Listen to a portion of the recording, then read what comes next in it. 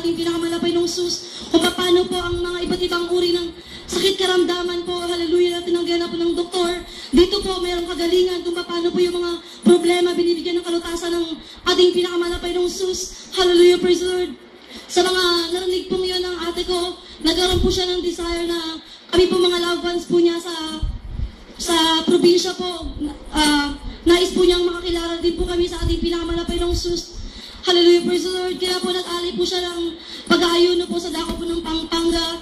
At bago po siya umuwi, nagpa-counsel po siya kung paano po ang gagawin niya para po, hallelujah, praise the Lord, maligtas din po ang mga loved ones po niya, hallelujah, praise the Lord. Hindi po kami hallelujah, na-convert sa habang na nagawa ito sa mga panghikayat na salita, kundi kami mismo po nakakita ng mga himala at mga kababalaghang, mga kapangyarihang ginawa ng malapay ng sus.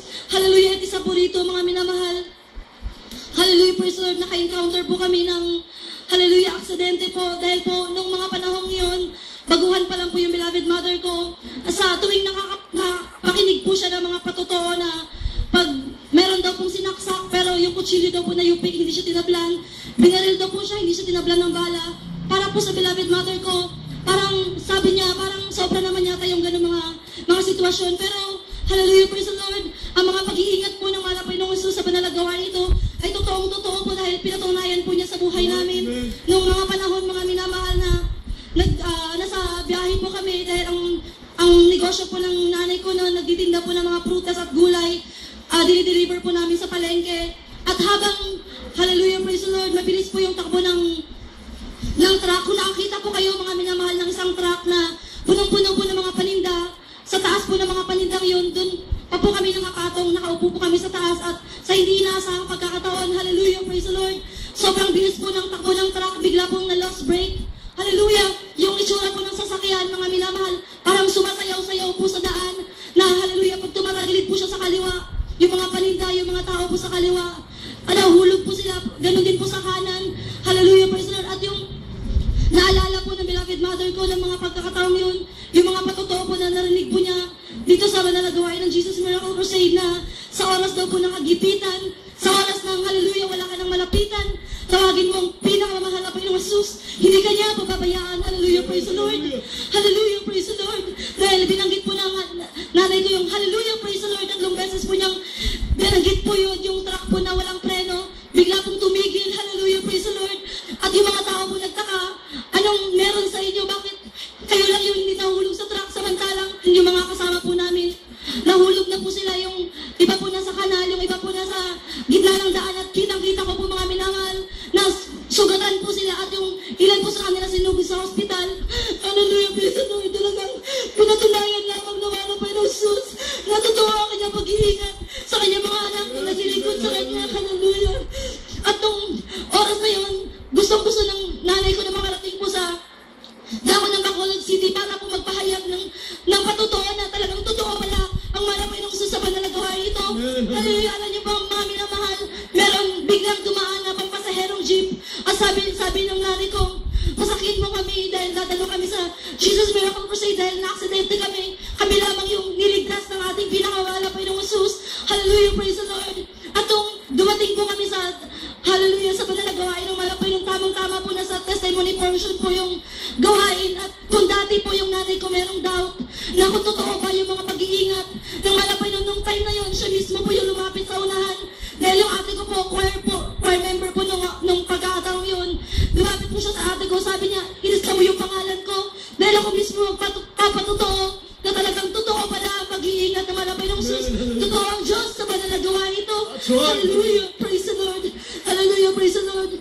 Pinapasalamatan ko rin po ang ating pinakamahal na Panginoong Jesus dahil totoo po na pag napabilang ka sa banal na gawain ito ng ating pinakamalapay ng Jesus, ano man yung magulong buhay mo, hallelujah, papaguhin ng malapay noon. Dahil yung kuya ko po dati, isa po siyang drug addict. Witness po ako, mga minamahal, bata pa po ako noon, kung paano po yung mga bisyo ng kuya ko.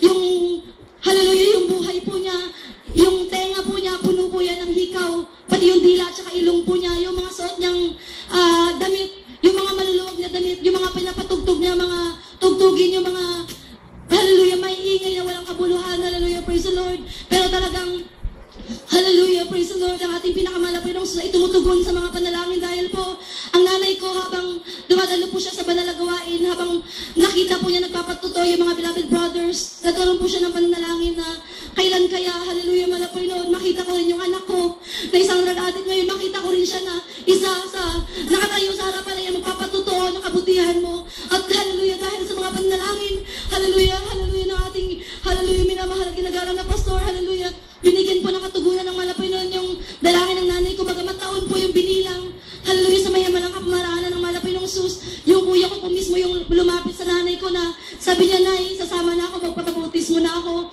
At alam niyo po, mga minamahal, nung magpabautismo po siya, karaka-raka po siyang binago ng mga Panginoong Sus dahil kinabukasan po nung pagpasok po niya sa trabaho.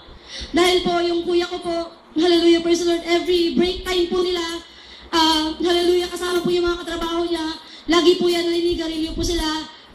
At nung time po na yon, nagulat po yung mga kabarkada niya, mga katrabaho niya, na wala na pong siyang sigarilyong hawak, wala na siyang lighter na hawak, kundi yung mga lumalabas po sa labi niya, yung mga patotoo po na napakinggan niya sa gawain ng Jesus Miracle Crusade, o mga iba't ibang himala ng malapay noon, at yung mga katrabaho po natawa lang po sa kanya dahil sabi sa kanya, pag nagtanggal ka ng bisyo mo, dahan-dahan lang, baka magpasakit ka, dahil hindi po sila naniniwala. Pero sabi ng kuya ko, hindi ako nagtanggal ng bisyo, kundi ang hallelujah, ang makapangyarihang Diyos sa gawain ng Jesus Miracle Crusade. At simula po nung time na yun hanggang sa sandaling ito, hallelujah, patuloy po niyang pinangawakan yung kuya ko, hallelujah, praise the Lord. Salamat po ako sa mahal na Panginoong Sus, hallelujah, sa pagpapala din po niya sa aking trabaho, na hallelujah, praise the Lord.